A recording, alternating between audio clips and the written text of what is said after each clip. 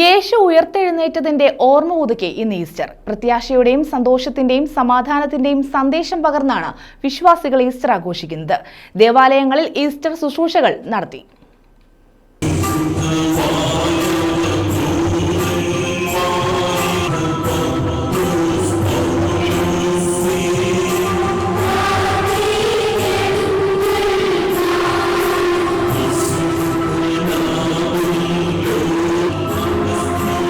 കുരിശിൽ മരിച്ച യേശു മരണത്തെ കീഴടക്കി ഉയർത്തെഴുന്നേറ്റതിന്റെ ഓർമ്മ പുതുക്കി ഈസ്റ്റർ ആഘോഷിച്ച് ക്രൈസ്തവർ. 50 ദിവസത്തെ നോമ്പാചരണത്തിനൊടുവിലാണ് പ്രത്യാശയുടെയും സമാധാനത്തിന്റെയും സന്തോഷത്തിന്റെയും തിരുനാളായ ഈസ്റ്റർ ആഘോഷിക്കുന്നത്.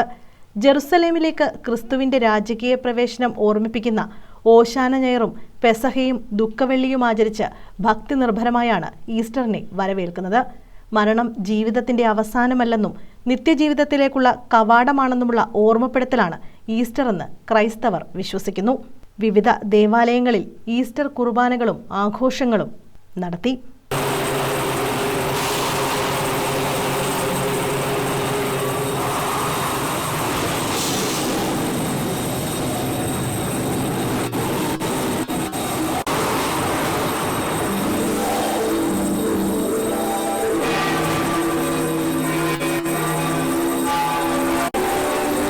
ക്രിസ്തു ഉയർത്തെഴുന്നേറ്റെന്ന് കരുതുന്ന പുലർച്ചെ സമയത്താണ് ഈസ്റ്റർ കുർബാന നടത്തിയത്. ചവറയിലെ വിവിധ പള്ളികളിലും ഈസ്റ്റർ ആഘോഷം നടന്നു. കോയിവിള സെന്റ് ആന്റണീസ് ദേവാലയത്തിലും കുർബാന നടത്തി. ഇടവക വികാരി ഫാദർ ഫ്രാൻസിസ് ജോർജ് മുഖ്യ കാർമ്മികത്വം വഹിച്ചു. ഇന്ന് ലോകമെമ്പാടുമുള്ള ക്രിസ്ത്യാനികൾ പുനരുദ്ധാന മഹോത്സവം ആഘോഷിക്കുകയാണ്. ഇന്നേ ദിവസം കർത്താവിൻ്റെ ഈ പുനരുദ്ധാനം ആഘോഷിക്കുമ്പോൾ ക്രിസ്ത്യാനികളായ നമ്മളെല്ലാവരും ഒരേ ഒരു കാര്യം മാത്രമാണ് വിശ്വസിച്ചത്. ശൂന്യമായ കല്ലറ കണ്ടു, അതിൽ ക്രിസ്തു ഉദ്ധാനം ചെയ്തു എന്ന് വിശ്വസിക്കുന്നവരാണ്.